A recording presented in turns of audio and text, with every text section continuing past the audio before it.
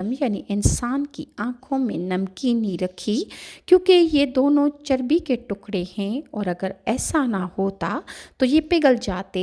अल्लाह पाक ने इब्ने आदम पर मेहरबानी करते हुए इसके कानों में कड़वाहट रखी, जो कीड़े मकोड़ों के लिए रुकावट है, क्योंकि अगर कोई कीड़ा इंसान के कान में दाखिल हो जाए तो दिमाग तक पहुंच सकता है, लेकिन जब कड़वाहट चखता है तो बाहर निकल भागता है। अल्लाह पाक ने अपनी रहमत से इब्ने आदम के नाक के सुराखों में हरारत यानी गरमाइश रखी, जिससे वो बू सूंघता है, और अगर ये ना होता तो दिमाग बदबूदार हो जाए।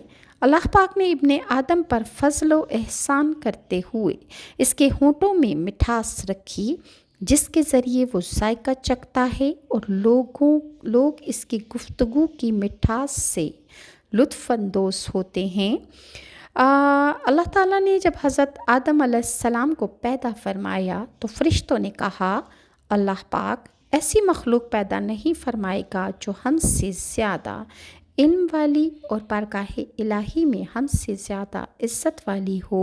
फ़रिश्ते हज़रत आदम अलैहिस्सलाम के ज़रिए आज़माए गए। इसी तरह अल्लाह पाक बंदों को आज़माइश में मुब्तला फ़रमाता है, ताकि ज़ाहिर हो जाए कि कौन फरमा बरदारी करता है और कौन नाफरमानी करने वाला है। बुखारी शरीफ में है कि हज़रत आदम अलैहिस्सलाम का कद मुबारक 60 गज़ यानी 90 फुट था।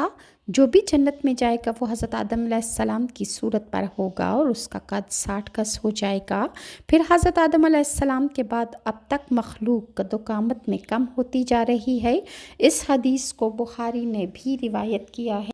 रिवायात में है कि अल्लाह पाक ने हज़रत आदम अलैहिस्सलाम जन्नत में थे, तो आपको जब पैदा फरमाया तो आप चूँकि पहले इंसान हैं, इस वक्त हज़रत आदम जैसा कोई इंसान नहीं था, लिहाजा आप तन्हाई और उदासी महसूस करते थे।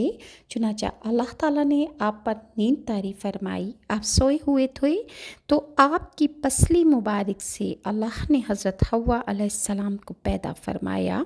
हज़रत आदम अलैहिस्सलाम जब बेदार हुए, अपने पास अपने ही जैसे एक इंसान हज़रत हव्वा को देखा तो उनकी तरफ हाथ बढ़ाना चाहा, मगर अल्लाह का हुक्म हुआ कि ए आदम रुक जाइए, पहले इनका हक महर अदा कीजिए। हज़रत आदम अलैहिस्सलाम ने पूछा कि इनका महर क्या है, तो अल्लाह का हुक्म हुआ कि 10 मरतबा हमारे महबूब सल्लल्लाहु अलैहि वसल्लम पर दरूद पढ़िए, यही हक महर है। हज़रत आदम अलैहिस्सलाम ने 10 मरतबा दरूद